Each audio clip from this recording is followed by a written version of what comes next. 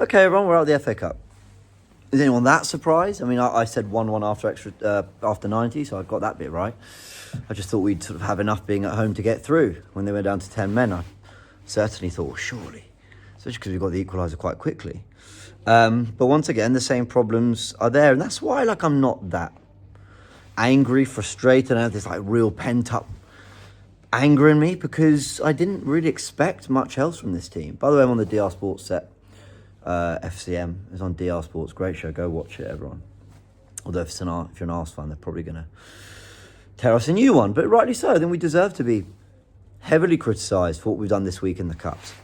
If ever you needed a week that summed up Mikel Arteta's Cup record, since winning that FA Cup in 2020, it's this week. It's a week in which, 2 home ties against Newcastle and Man United. One of them's even a 2-legged affair. And yet we've come out of it on Sunday night feeling like we're basically out of both. I mean, in a week.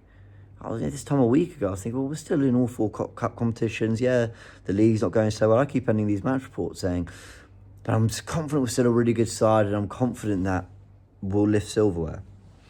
Obviously, this week, makes me extremely unconfident about the silverware because, well, I don't think we're winning the league in the Champions League. So there we go. I've changed my mind on that. But I've started to change my tune on how good a side we really are. I always think being stagnant in football is regressing. If you're not taking steps forward, even if you're staying still, even if you've got the same players performing to the same level, coaches are too good. Data science is too good. Players are more intelligent than ever before, in my opinion. You're going to get caught. You're going to get caught up in it. Was that performance much better or worse than what we did against Man United even just a month ago? No, not really, but they catch up. They're going to catch up. You're not going to get them that same way again. Set pieces they dealt with much better this time, Man United, and also to show some creativity. And we're having a debate on AFTV. We had 3-4 chances we should have scored. Yeah, but do you think Liverpool, when they score 5 goals, it's because they had 5 chances? When they win 2-3, is it because they had 5? They drew 2-2 with Man United the other day. But McAllister should have scored. Van Dijk should have scored. They scored 2, but from maybe 5 chances on the day they had, right? Sure, they're more clinical than us. Sure, they're more efficient than us. But there's a fundamental chance creation issue in this team still. It's cold in here, by the way. I feel sorry for them when they go live. There's a chance creation issue in this team, massively. And that lies with the manager.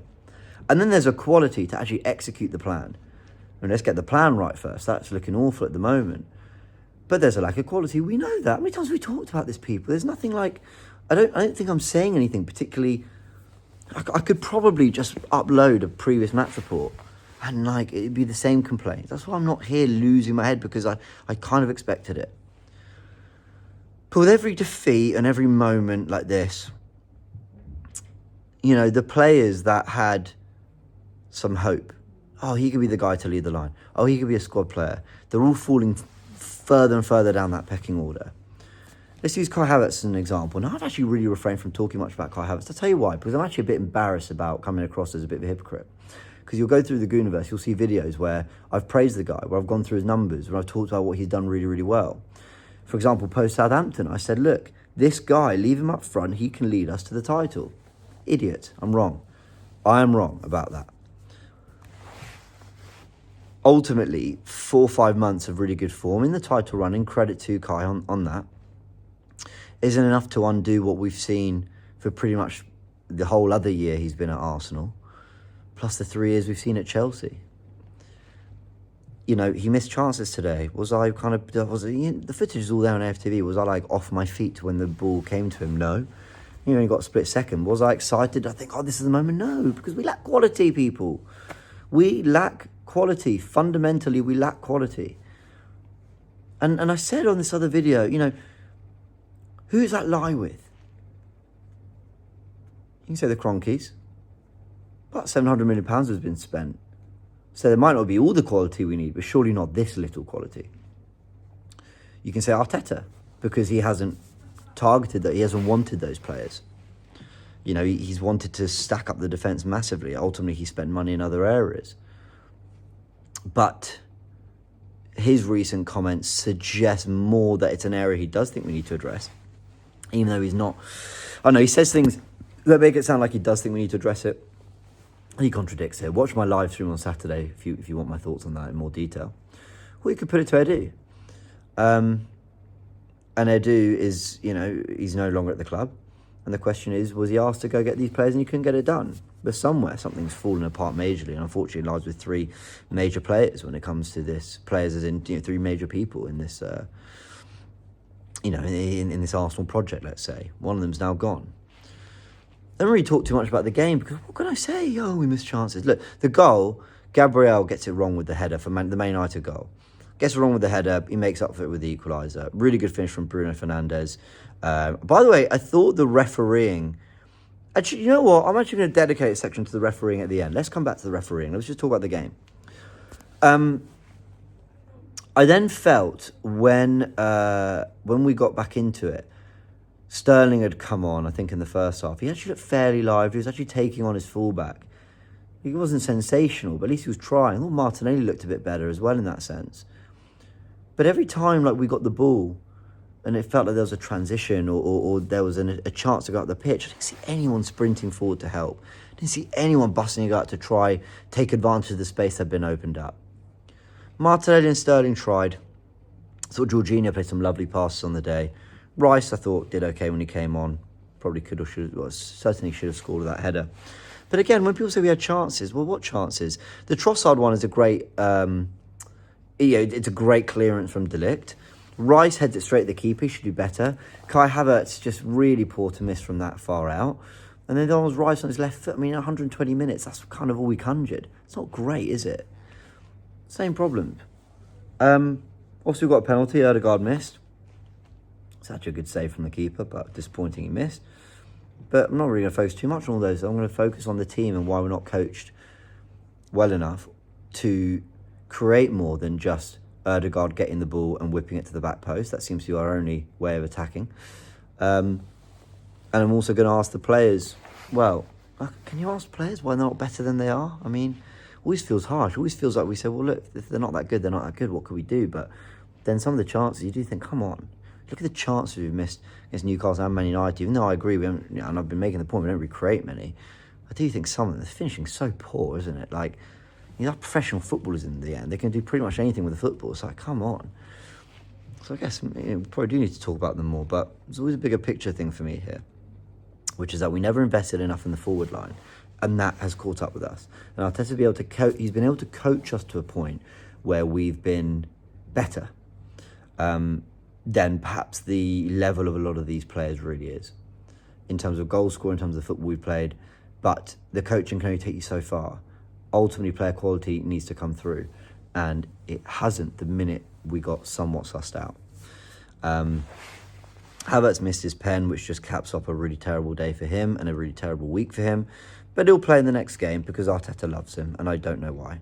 And at times I've tried to explain why, and weirdly, the times I've explained why I like him, Arteta's used him barely, which is actually leading the line, running the channels, being a bit of a target man. Seems to use him more, out on the touch line, in build-up. And he's just anyway, let's not go.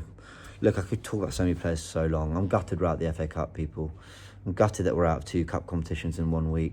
I'm gutted that Arteta's cup record continues to look so bad. It's shambolic. It's really, really disappointing. I think we have to dissect this, actually. I think we have to really dissect this ahead of the North London derby. What can I say, people? Go watch my previous match reports and videos.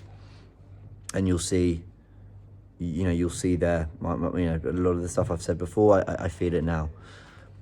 The Arteta out question gets brought up, and listen, I've never called for the manager to be sacked, not since January 2022, I don't think. But I also haven't ever,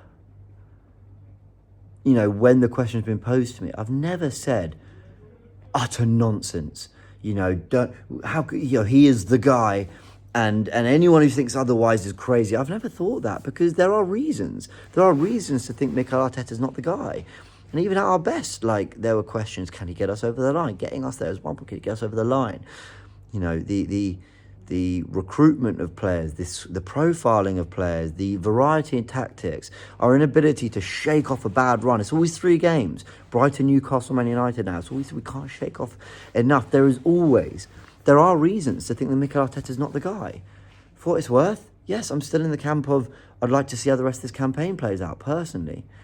But, you know, and things have to go even more wrong for me to, like, really have my arm twisted to think, yeah, you know, give this squad another guy to go do it. But the questions are fair. So I'll always entertain them, even if I don't necessarily agree with them. Let me know in the comments where you are, but I think I know what a lot of people are going to say. The refereeing totally went our way today. From the Bruno free kick on the edge of the area he should have had. Obviously, the red card was right. It was 2 yellows, but the penalty was never a penalty.